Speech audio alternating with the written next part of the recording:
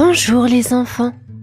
L'histoire de ce soir s'intitule La petite flamme et la lune. Cette histoire, écrite et réalisée par le monde des enfants, va bientôt débuter. Mais avant de poursuivre cette histoire, je t'invite à t'abonner et à cliquer sur la petite cloche de notification afin de nous aider dans notre tâche quotidienne. Nous te remercions par avance et sans plus attendre, débutons cette magnifique histoire.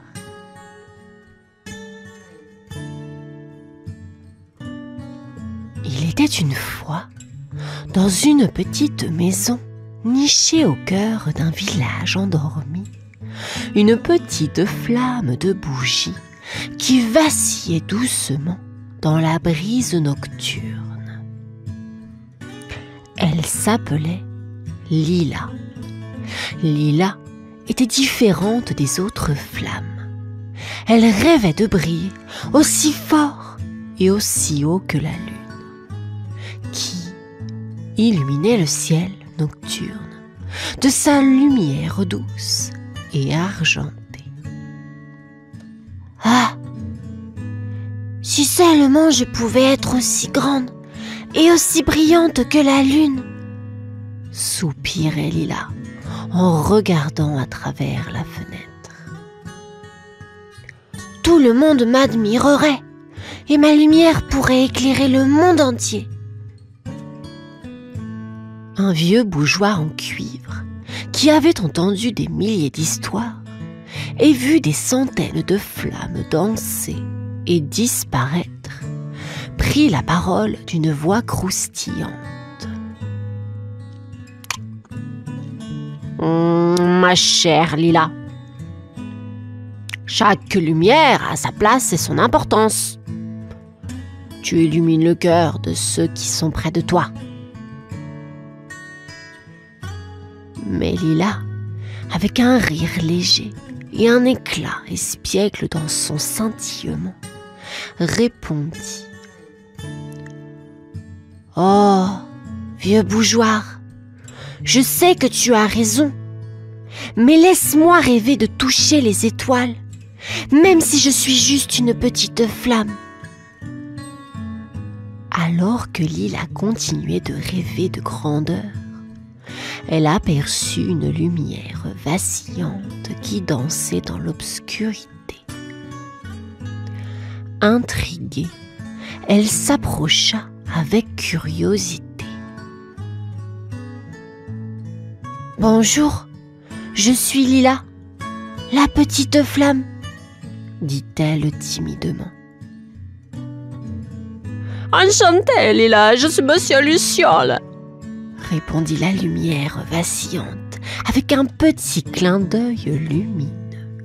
« Que fais-tu ici toute seule ?»«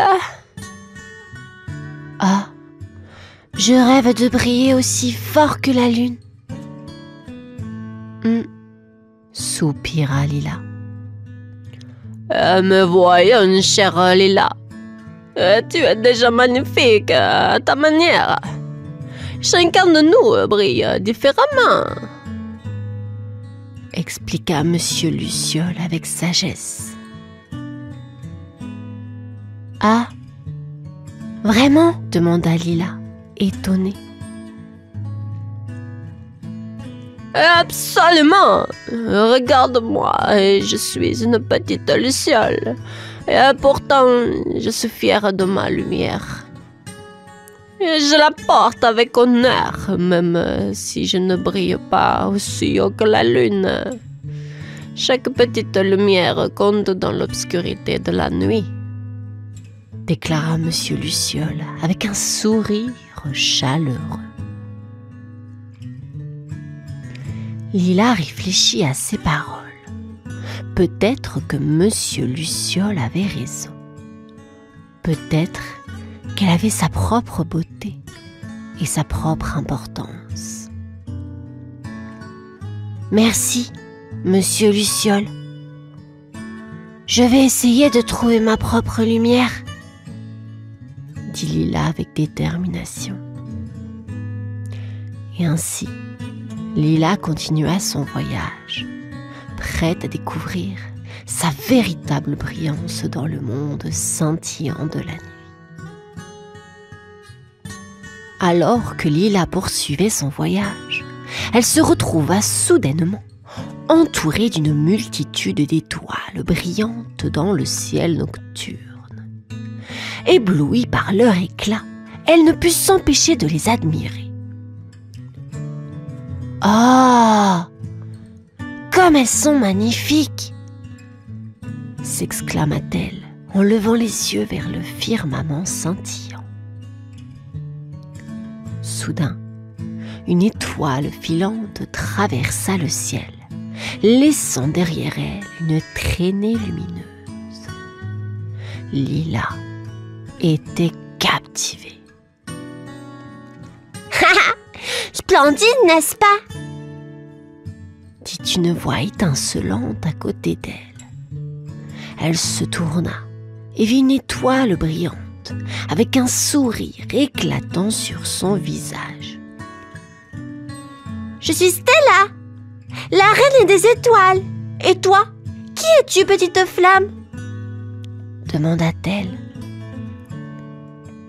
« Je suis Lila, une simple flamme de bougie.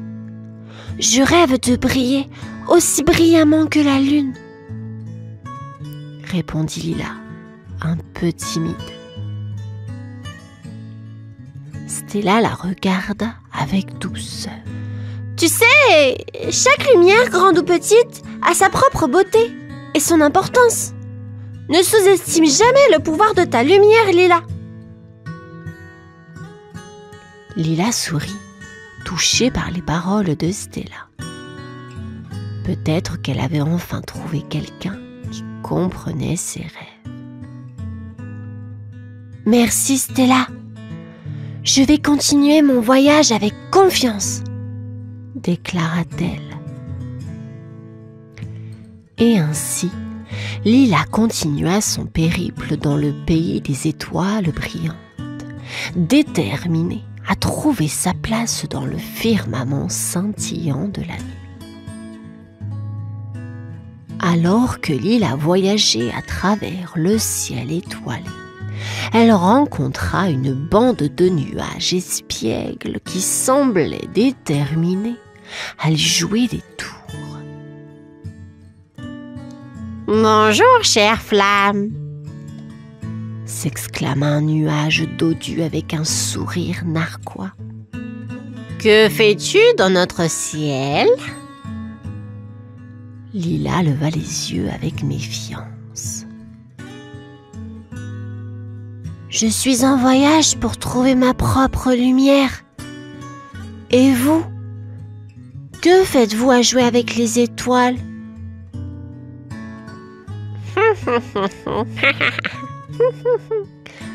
Les nuages se mirent à rire doucement, créant des formes étranges dans le ciel nocturne. « Nous aimons jouer et faire des farces aux autres. Tu veux jouer avec nous, petite flamme ?» Lila secoua la tête avec détermination. « Non, merci. Je dois continuer mon voyage. » Mais les nuages ne semblaient pas prêts à laisser partir Lila si facilement. Ils commencèrent à former un tourbillon autour d'elle, obscurcissant sa lumière et laissant Lila dans l'obscurité. « Oh non! Aidez-moi, s'il vous plaît !» cria Lila, se sentant piégée. Soudain, une brise fraîche souffla à travers le ciel, dispersant les nuages et libérant Lila de leur emprise. « Merci, gentille brise !» dit Lila avec gratitude. La brise souffla doucement autour d'elle. « Pas de problème, Lila. Quand Continue ton voyage avec courage. Tu trouveras ta lumière. Grâce à la gentillesse de la brise, Lila poursuivit son voyage, prête à affronter tous les défis qui se dresseraient sur son chemin vers la découverte de sa véritable brillance. Alors que Lila continuait son voyage à travers le ciel étoilé, elle arriva dans une clairière enchantée où se dressait un vieux être sage, aux branches noueuses et aux feuilles tremblotantes. « Bonjour, cher être sage !» salua Lila avec respect. Le être sourit gentiment. « Bienvenue, petite flamme ! Que cherches-tu dans ma clairière ?» Lila se racla la gorge timidement. « Je suis à la recherche de ma propre lumière, mais je ne sais pas où la trouver. » Le être sage inclina la tête avec sagesse. « La lumière que tu cherches est déjà en toi, Lila. Il te suffit de regarder à l'intérieur et de croire en toi-même. » Lila réfléchit à ces paroles. « Mais comment puis-je trouver ma lumière intérieure ?» Le être sage sourit doucement. « Ferme les yeux, ma chère. Écoute ton cœur. » Lila ferma les yeux et écouta attentivement. Elle sentit une chaleur douce rayonner à l'intérieur d'elle-même, illuminant ainsi son être de l'intérieur. « Je la sens !» s'exclama-t-elle avec joie. « Ma propre lumière !» Le être sage hocha la tête avec approbation. « Exactement, ma chère Lila. Ta lumière est unique et précieuse. Crois en toi-même et laisse-la briller. » Lila ouvrit les yeux, rayonnante de confiance. « Merci, cher être sage. Je vais maintenant continuer mon voyage avec assurance. » Avec la sagesse du vieux être et la découverte de sa propre lumière intérieure, Lila poursuivit son voyage, prête à briller de tout son éclat dans le ciel nocturne. Alors que Lila atteignait le dernier tronçon de son voyage, elle se sentait confiante et pleine d'énergie. Sa lumière intérieure brillait désormais de tout son éclat, illuminant le chemin devant elle. Soudain, elle entendit un cri d'alarme.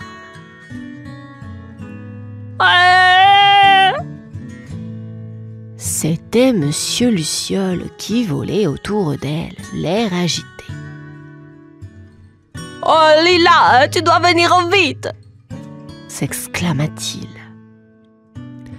Alarmée, Lila le suivit jusqu'à un petit bosquet où un feuillage dense cachait quelque chose. « Que se passe-t-il, Monsieur Luciole ?» demanda-t-elle anxieuse. Monsieur Luciole pointa du doigt. « Et regarde là-bas !» Lila se pencha et découvrit une petite chouette coincée dans les branches d'un arbre, ses grands yeux brillant de peur. « Oh, nous devons l'aider !» s'écria Lila, déterminée. Avec l'aide de Monsieur Luciole, Lila utilisa sa lumière pour guider la chouette hors du piège des branches. Une fois libre, la chouette ulula de gratitude, ses plumes agitées par le vent.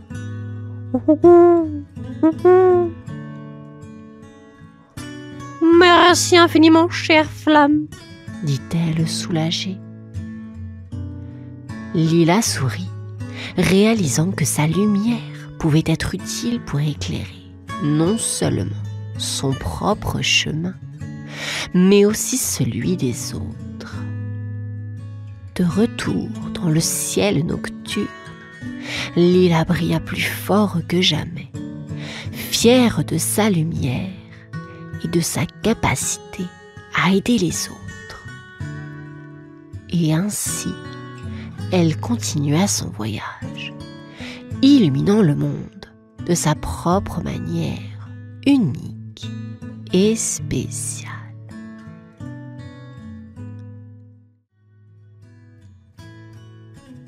Au sommet d'une montagne haute et lointaine, cachée parmi les nuages et la neige éternelle, se trouvait le château du géant de glace.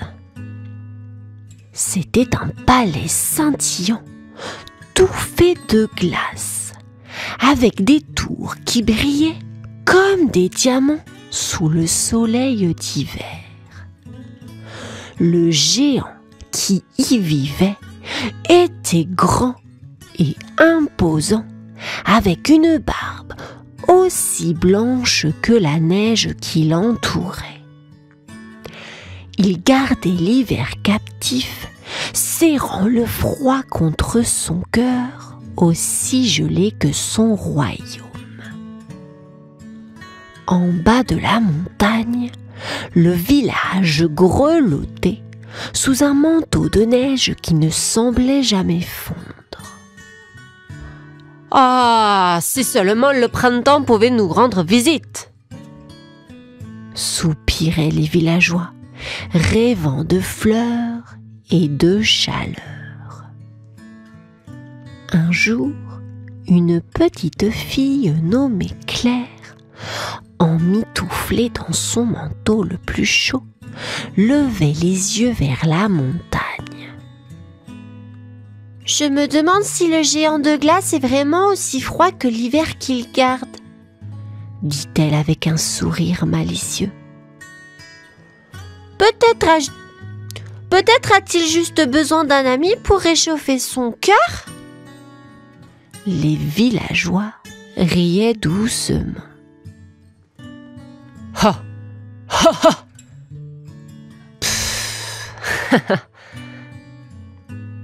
Claire, tu as toujours de ces idées, disait-il. Mais Claire, avec un éclat d'aventure dans les yeux, savait déjà qu'elle devait découvrir la vérité par elle-même. Au village, sous la grande ombre de la montagne, les histoires circulaient comme les feuilles portées par le vent. L'une d'elles parlait d'un géant, gardien de l'hiver éternel, grand et silencieux, qui vivait dans un château de glace. Un soir, autour du feu, Claire, une petite fille aux yeux pétillants d'aventure, écoutait les villageois. « Le géant est si grand que lorsqu'il se promène, ses pas font trembler la terre !» disait l'un, enjolivant son récit. « Et son château, comme il brille sous la lune, tout de glace, comme s'il était fait de diamants !» ajoutait un autre, les yeux brillants d'émerveillement. Claire se mit à rire doucement. Mais, si le géant est si triste, pourquoi ne lui rendons-nous pas visite ? Peut-être a-t-il simplement besoin d'un ami ? Les villageois échangèrent des regards surpris. « Oh, Claire, c'est une montagne bien difficile à escalader. Et qui sait ce que le géant pourrait faire si on venait le déranger ?» Mais Claire, avec un sourire espiègle, chuchota plus à elle-même qu'aux autres. « Peut-être que tout ce dont il a besoin, c'est d'un peu de chaleur dans son grand cœur de glace. » Claire, avec son petit sac de provisions et un cœur débordant de courage, commença son ascension vers le château de glace. La montagne était abrupte et le vent sifflait des chansons qui auraient fait frissonner même les ours en hibernation. En chemin, elle rencontra un lapin frileux emmitouflé dans un bonnet de laine. « Où vas-tu donc par ce froid glacial ?» demanda le lapin, ses moustaches frémissantes de curiosité. « Je vais voir le géant de glace !» répondit Claire, les yeux scintillants d'excitation. Le lapin écarquilla les yeux de surprise. « Vraiment ? Oh, mais c'est un voyage bien dangereux pour une petite fille !» Claire se mit à rire. « Oh, j'ai froid. Oh, oui, peut-être, mais j'ai apporté un bonnet supplémentaire, » dit-elle, en sortant de son sac un petit bonnet coloré. Avec un sourire, elle le posa sur la tête du lapin, qui se sentit aussitôt plus chaud et plus courageux. « Eh bien, dans ce cas, laisse-moi te montrer le chemin jusqu'au sommet. » Et ensemble, ils continuèrent. Claire marchant fièrement, guidée par le petit lapin à travers la neige et le vent, jusqu'à ce que le majestueux château de glace apparaisse, étincelant comme un rêve éveillé sous le soleil d'hiver. Une fois entrés dans le château de glace, tout était calme et silencieux, à l'exception du craquement des glaçons. Claire trouva le géant assis tout seul, contemplant un petit feu de glace qui ne réchauffait pas, mais brillait d'une douce lumière bleue. « Bonjour, monsieur géant !» dit Claire d'une voix douce, mais assez forte pour briser le silence. Le géant tourna lentement sa tête vers elle surpris. « Bonjour, petite fille. Que fais-tu dans mon château de glace ?» Claire s'approcha, un sourire chaleureux sur les lèvres. « Je suis venue pour voir pourquoi vous gardez l'hiver avec vous. Ne préférez-vous pas le printemps avec ses fleurs et ses chants d'oiseaux ?» Le géant soupira, une buée de glace s'échappant de ses lèvres. « Non, le printemps est beau, mais mon cœur est trop froid pour le sentir. L'hiver est tout ce que je connais. » Claire rit légèrement. « Peut-être avez-vous juste besoin de quelqu'un pour vous montrer la chaleur ? L'amitié peut faire fondre même les cœurs les plus glacés. » Le géant la regarda, un début de curiosité dans ses yeux. « Et tu crois que tu pourrais être cet ami ?»« Bien sûr !» s'exclama Claire. « Commencez par me raconter une histoire de votre château, et nous verrons comment monter le thermostat de ce cœur glacé. » Au fil des jours, Claire et le géant partagèrent des histoires et des rires. Le château de glace, autrefois silencieux, résonnait maintenant de leur gaieté.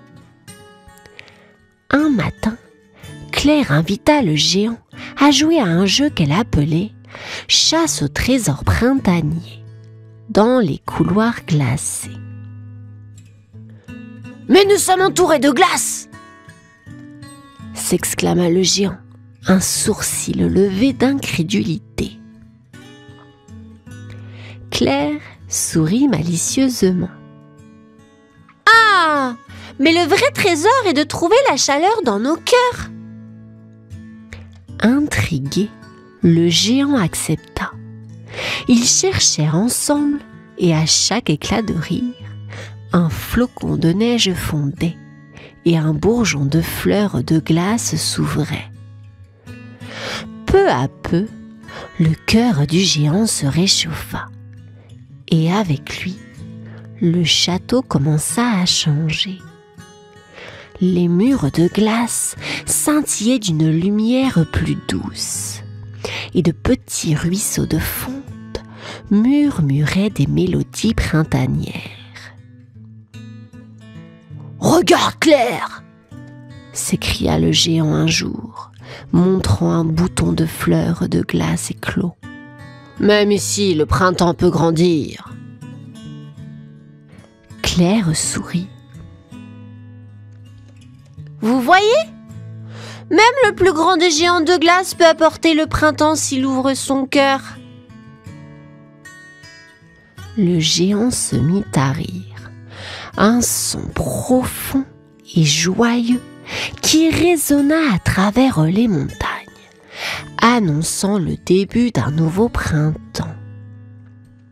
Oh, oh, oh, oh, oh, oh, oh, oh, oh, oh, oh, oh, oh, oh, oh, oh.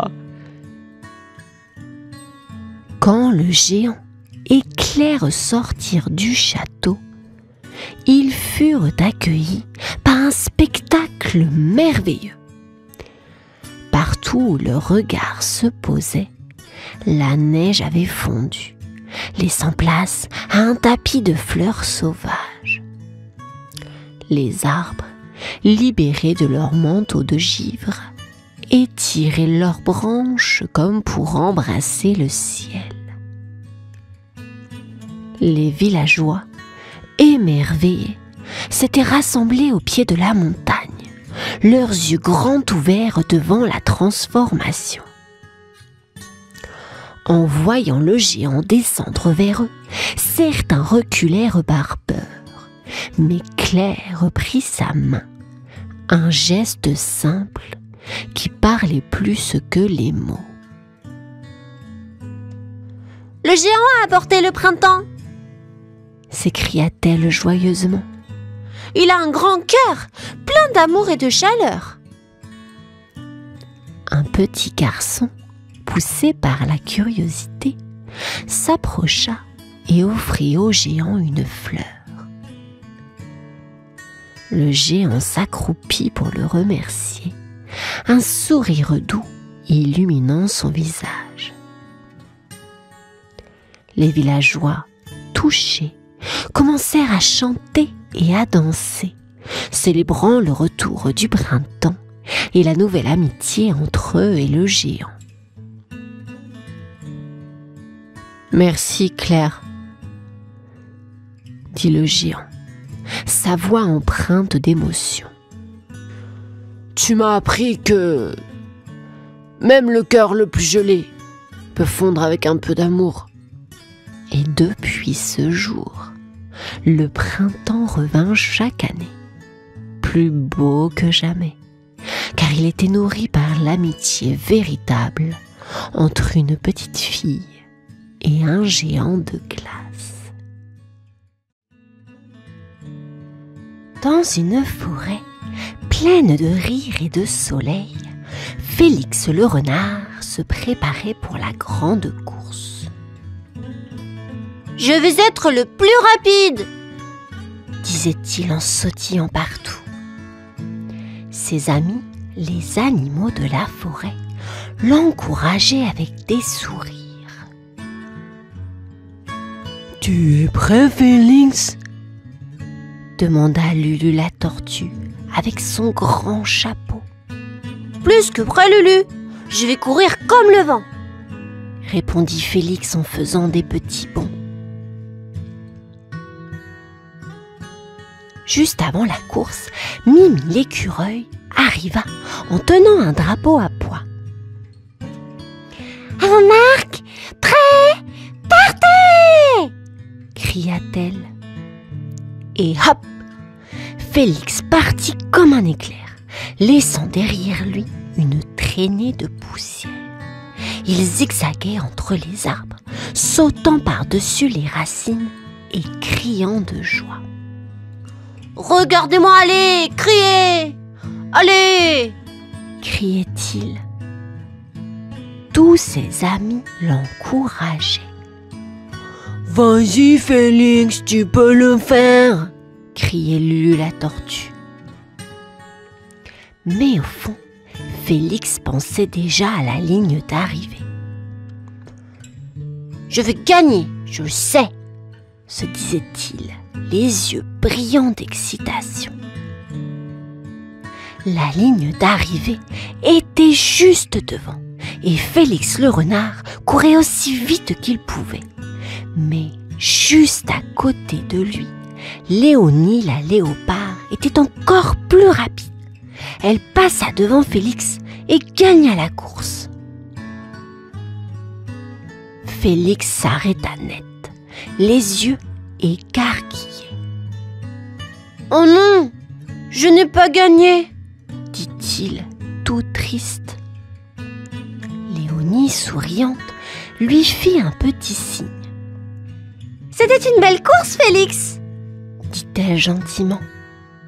Mais Félix n'était pas d'humeur à sourire. Il bougonnait et marchait en rond. « Je voulais gagner !» marmonnait-il les oreilles basses. Félix ne voulait parler à personne. « Je voulais gagner !» murmura-t-il tout seul, les oreilles basses. Lulu la tortue s'approcha et avec un sourire gentil lui dit : « Ça va, Félix ?»« Moi ? Bien sûr que non, je n'ai pas gagné !» grogna Félix en tournant le dos. « Voulez-vous un peu de glace à la carotte ? Ça rend toujours tout meilleur !» proposa Mimi l'écureuil, essayant de faire rire Félix. Hélas, ça ne marcha pas. « Même sans glace à la carotte ne me ferait pas me sentir mieux !» répliqua Félix un peu plus fort. Les amis de Félix se regardaient, inquiets mais toujours souriants. « Ne t'en fais pas, Félix. Nous trouverons ensemble une façon de te sentir mieux, » dit Lulu patiemment. « Mais comment ?» demanda Félix, sa curiosité piquée malgré sa tristesse.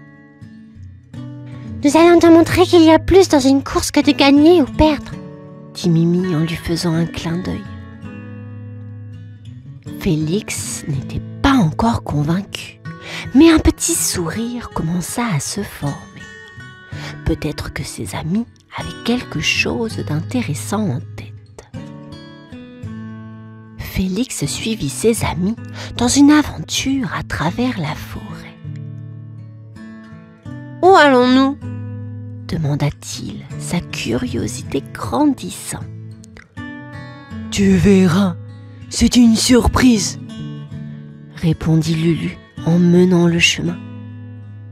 Ils s'arrêtèrent devant Oscar l'ours qui faisait de grandes inspirations.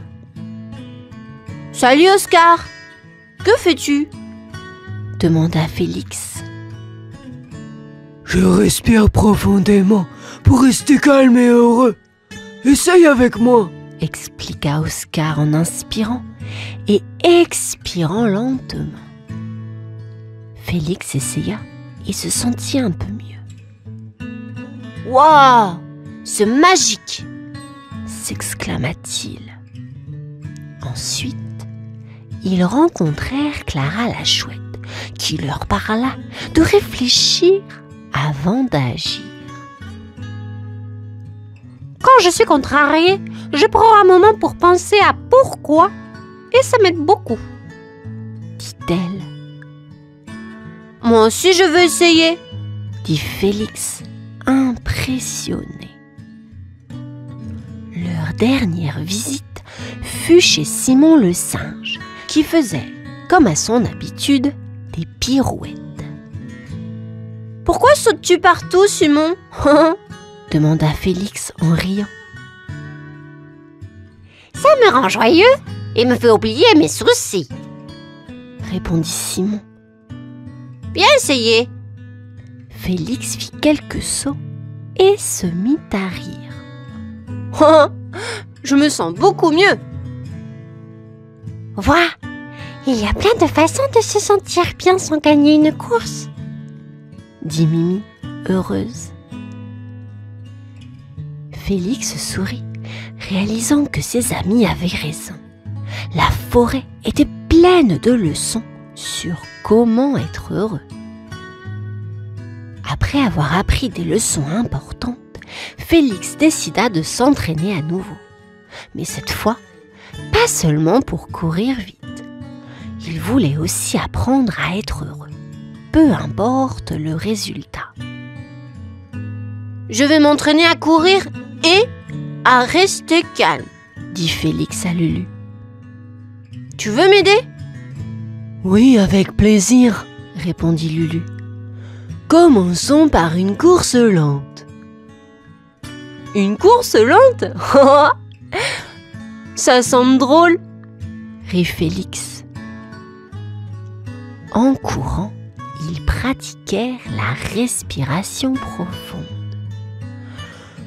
Respire et cours. Respire et cours, chantonnait Lulu. Félix se sentait léger et joyeux, même en courant lentement. « C'est amusant de ne pas toujours essayer d'être le plus rapide, » dit-il. Après, ils rejoignirent Mimi pour une séance de réflexion. Mimi posa des petites énigmes et Félix devait s'arrêter et penser avant de répondre.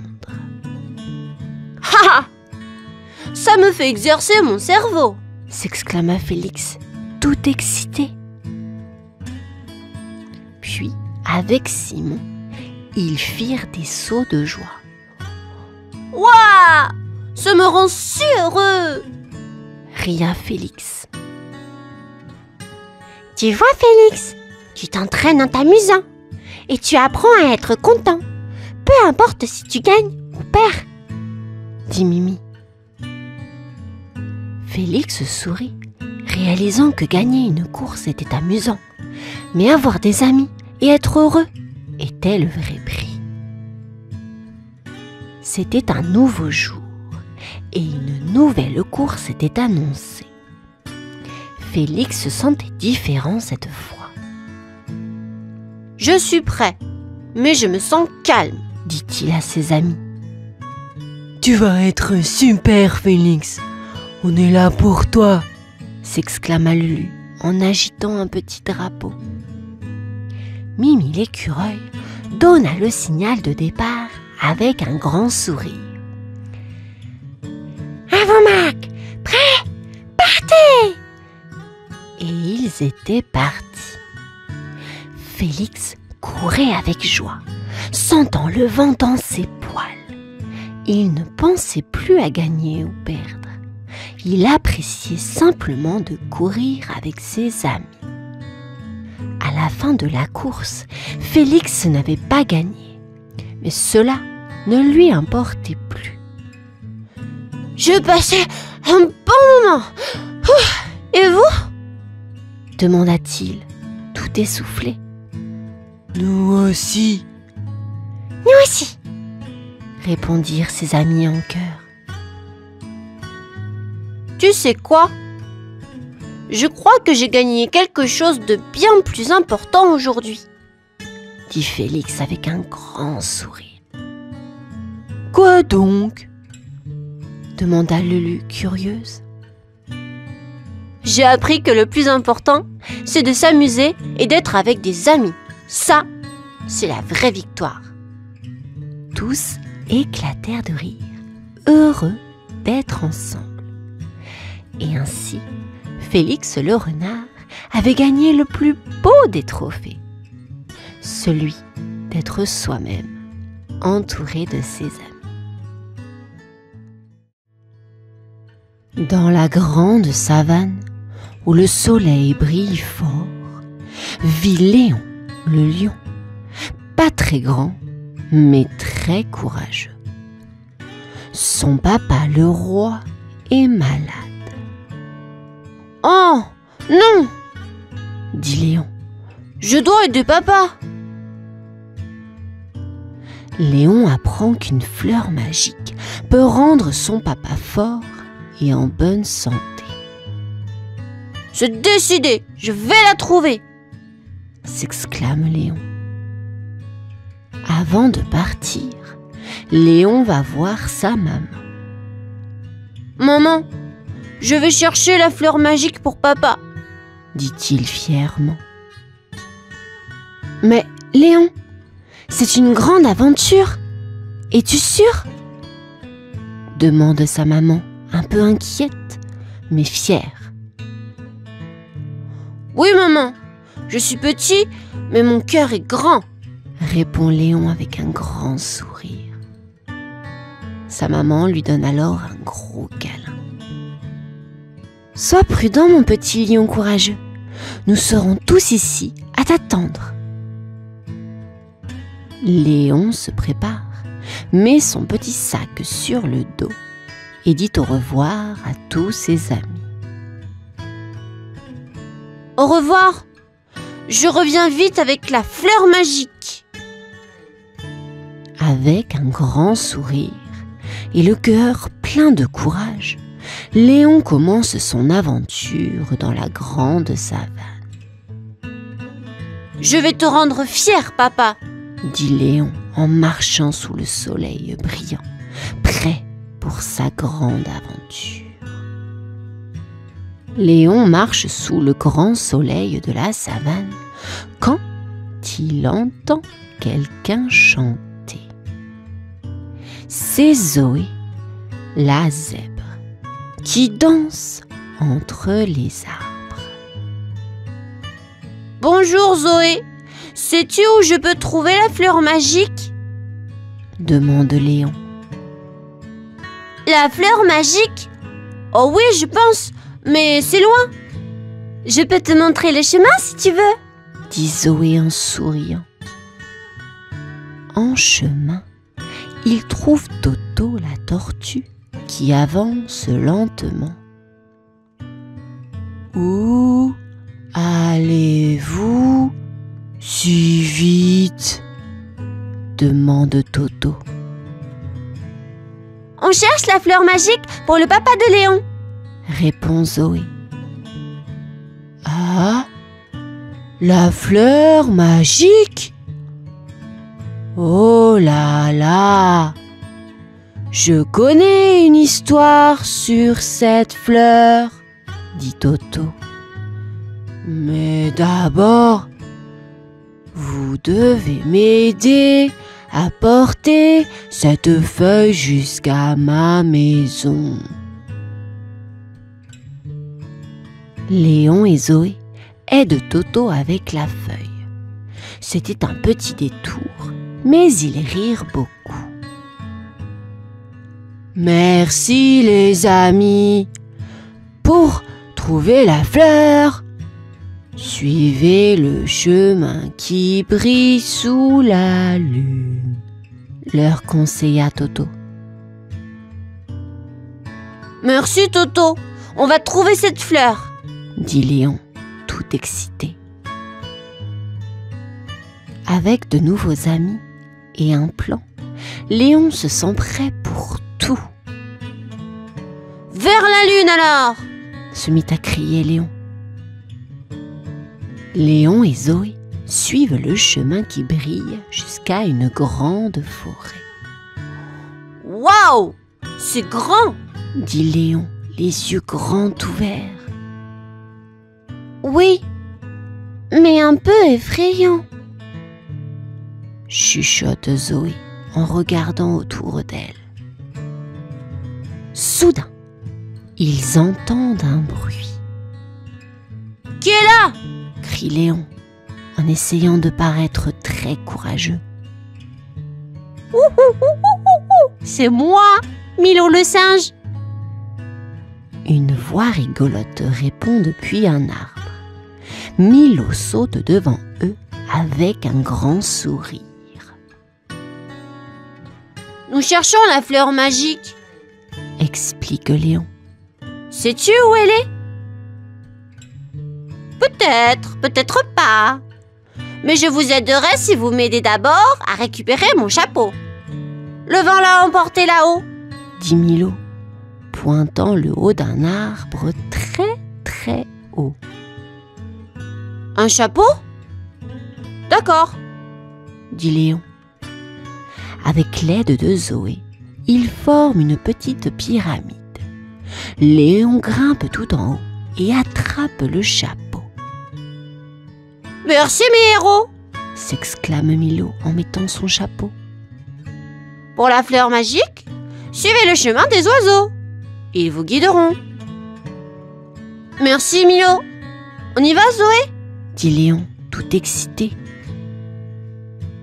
Avec une nouvelle piste, Léon, Zoé et maintenant Milo chantent et rient tous ensemble en se dirigeant vers l'inconnu.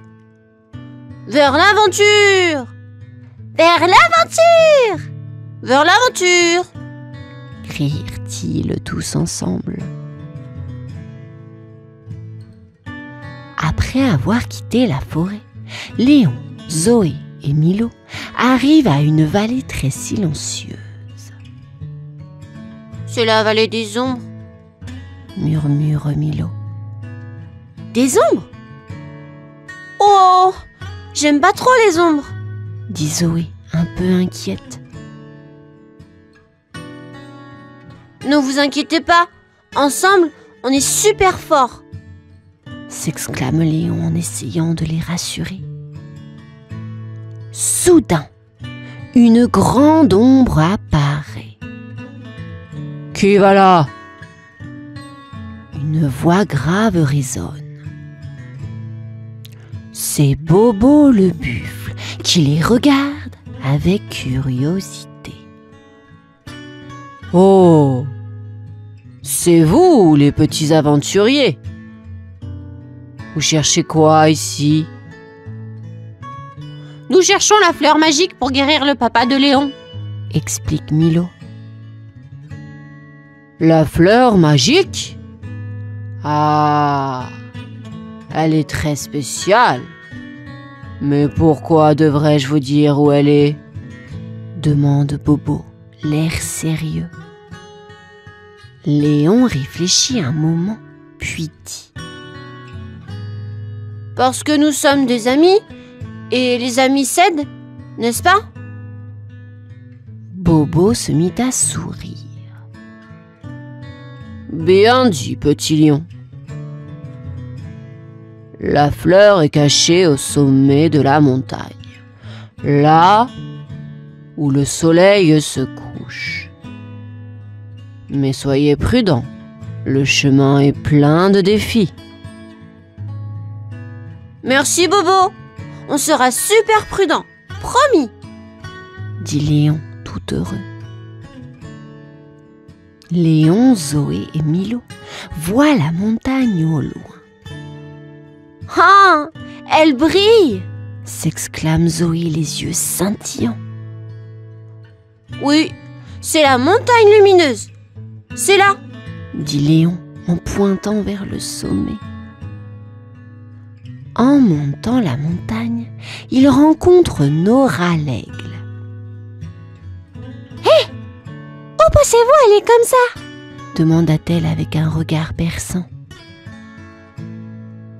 On cherche la fleur magique pour le papa de Léon.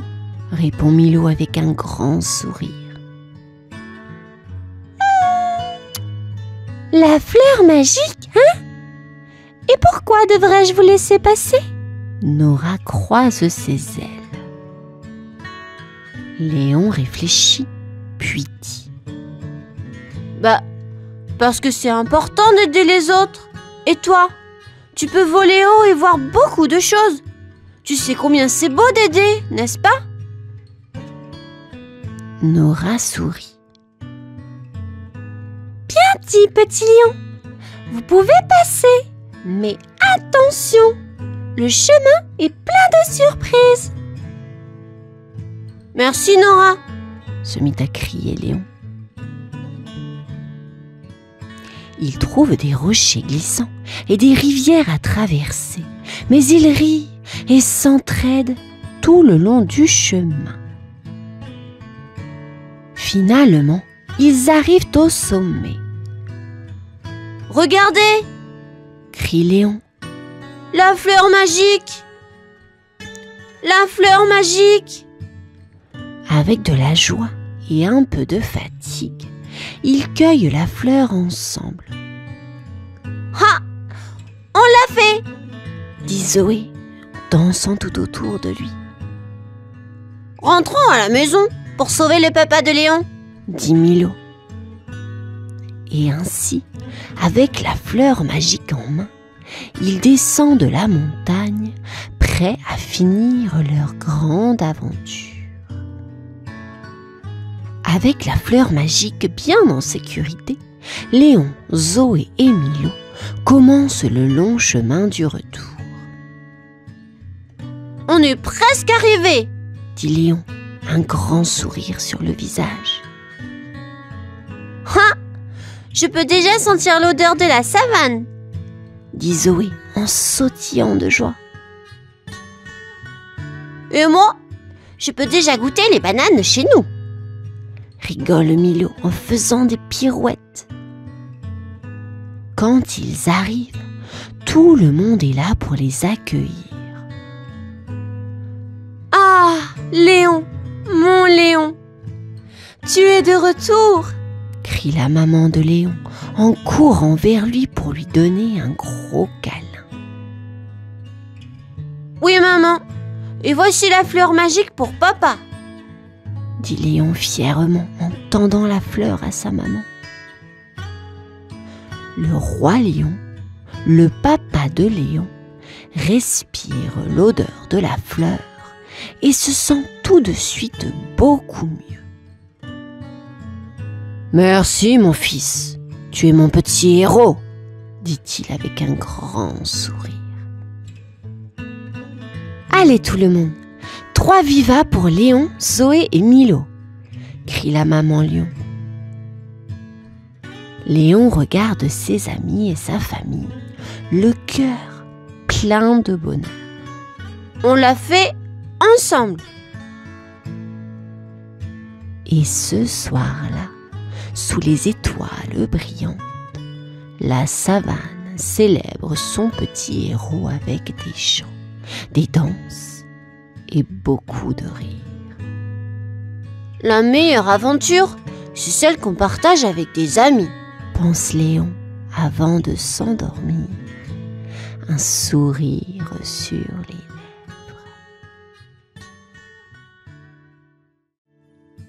Dans la grande et belle savane, sous un soleil doré, vivait Cosé le lionceau.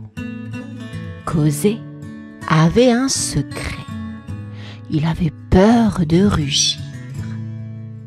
Tous les jours, il voyait les grands lions rugir si fort que les feuilles des arbres tremblaient.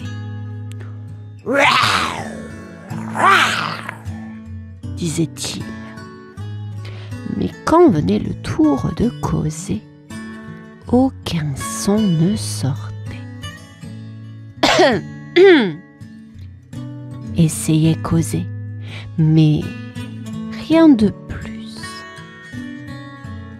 Un jour, son amie Zoé la zèbre lui dit en riant. Bah, pourquoi tu ne rugis pas, Cosé? C'est rigolo de rugir. Cosé rougit et répondit timidement. Je ne sais pas comment faire. Ne t'inquiète pas, Cosé. Tu trouveras ta voix, lui assura Zoé avec un grand sourire. Mais Cosé se demandait comment. Ce soir-là, Cosé regarda les étoiles. Je souhaite apprendre à rugir, murmura-t-il. Alors, une petite étoile sembla briller un peu plus fort, comme pour lui répondre. Le lendemain, Cosé le lionceau décida d'essayer de rugir quand personne ne regardait. Il alla derrière un grand arbre, prit une grande inspiration et un tout petit son sortit. « Oh non !» soupira Cosé. « C'est encore plus silencieux que le bruit d'une chenille qui marche. » Soudain, Gigi la girafe, qui mangeait des feuilles tout près, entendit le soupir de Cosé.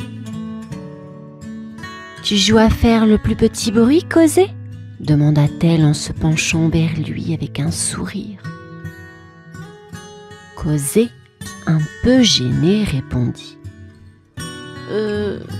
Non, en fait, j'essayais de rugir, mais je ne fais que des petits bruits. » Gigi se mit à rire doucement et dit.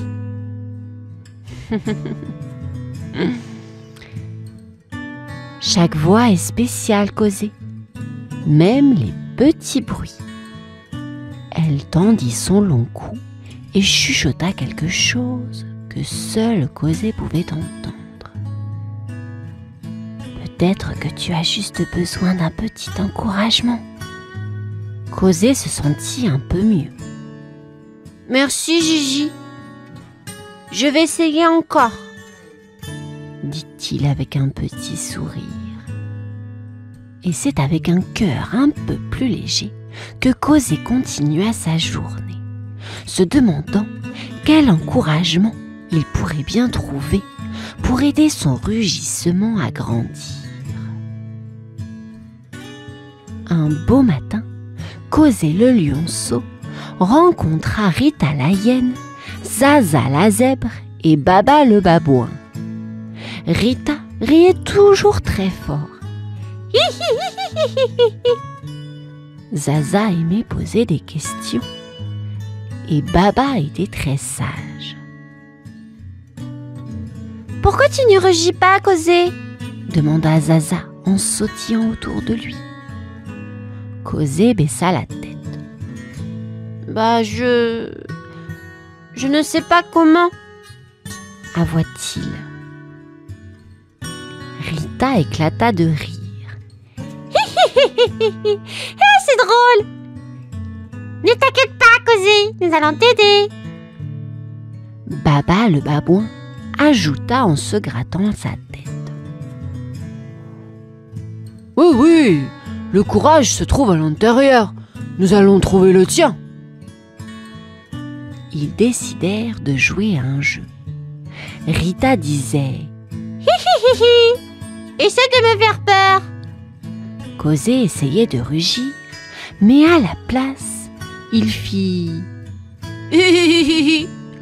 comme Rita. Tout le monde rit. Tu vois, Cosé, tu commences déjà à trouver ta voix, dit Baba en souriant. Cosé se sentit un peu mieux. Avec des amis comme Rita, Zaza et Baba, il se dit qu'il pourrait peut-être vraiment apprendre à rugir. « Merci les amis, » dit Cosé. « Je suis prêt à essayer encore. » Cosé et ses nouveaux amis partirent partir à l'aventure pour aider Cosé à trouver son courage. Rita la hyène guidait le chemin avec ses rires. Zaza le zèbre posait des questions sur tout. Et Baba le babouin partageait sa sagesse. Première étape, la grande montagne, annonça Baba en pointant vers un grand monticule de terre. Waouh, c'est haut! S'exclama Cosé, impressionné.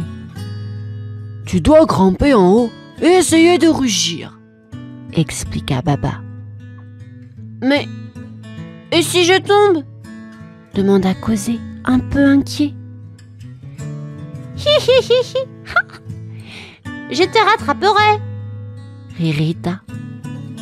Et moi, je te poserai des questions tout le long pour te distraire, ajouta Zaza avec un clin d'œil. Cosé grimpa, un peu hésitant au début, mais encouragé par ses amis. Il arriva en haut, prit une grande inspiration et... Ouah, fit-il timidement. Bravo Cosé! bravo Cosé! Crièrent ses amis en bas. Ce n'était pas un rugissement, dit Cosé déçu. Peut-être pas, Répondit Baba. mais c'était un début. Et chaque début est un pas vers le courage. Cosé se mit à sourire. D'accord, alors je continue. Avec chaque petit pas et chaque Ah, Cosé se sentait un peu plus brave, grâce à l'aide de ses amis. Après leur aventure sur la grande montagne, Cosé et ses amis arrivèrent devant un grand lac. L'eau était si calme qu'elle reflétait les nuages comme dans un miroir. Baba, comment un lac peut-il m'aider à rugir? Demanda Cosé, curieux. Baba se mit à sourire. Regarde ton reflet dans l'eau et dis-lui que tu peux rugir. Cosé s'approcha du lac, regarda son reflet et murmura. Je peux rugir. Mais rien ne se passa. Essaie encore une fois, mais cette fois avec plus de conviction, l'encouragea Zaza. Cosé prit une grande respiration, gonfla son petit poitrail et dit un peu plus fort. Je peux rugir. Et du fond du lac, un petit timide lui répondit. Hi hi hi hi hi. C'était toi ça? Rit Rita. Cosé sourit, un peu embarrassé mais heureux. Je crois que oui. Baba tapota l'épaule de Cosé. Tu vois, ton courage vient de l'intérieur. Tu commences à le trouver. Cosé regarda ses amis, puis son reflet dans l'eau. Et pour la première fois, il se sentit vraiment courageux. Je vais y arriver, n'est-ce pas? Oui, Oui. Oui. Tu vas y arriver. Répondirent ses amis en chœur. Après leur belle aventure, Cosé et ses amis retournèrent dans la savane. Tous les animaux étaient réunis pour écouter Cosé rugir. tu es prêt Cosé? Demanda Baba, le babouin sage. Cosé regarda ses amis, prit une grande respiration et... rien ne sortit. Il regarda autour de lui, vit tous les visages curieux et... Rawr, rawr. un petit rugissement, mais clair et joyeux, s'échappa de sa gorge. Les animaux de la savane ouvrirent de grands yeux, puis, un par un, ils commencèrent à applaudir et à rire. Hihihi, tu l'as fait, Cosé! S'exclama Rita en sautant de joie. Zaza ajouta. C'était le plus beau rugissement que j'ai jamais vu. Cosé sourit, son cœur battant fort de fierté. Oh là là! J'ai rugi! J'ai vraiment rugi! S'exclama-t-il. Baba leva les yeux vers le ciel et dit. Le courage vient toujours de l'intérieur. Et tu l'as trouvé, Cosé. Cosé rugit encore, plus fort cette fois-ci. Son rugissement rempli de courage et de bonheur.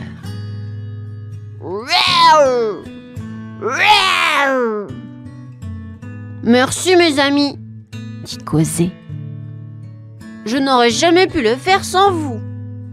Et ainsi, Cosé le lionceau apprit que le vrai courage ne vient pas de la force de son rugissement, mais de la force de son cœur.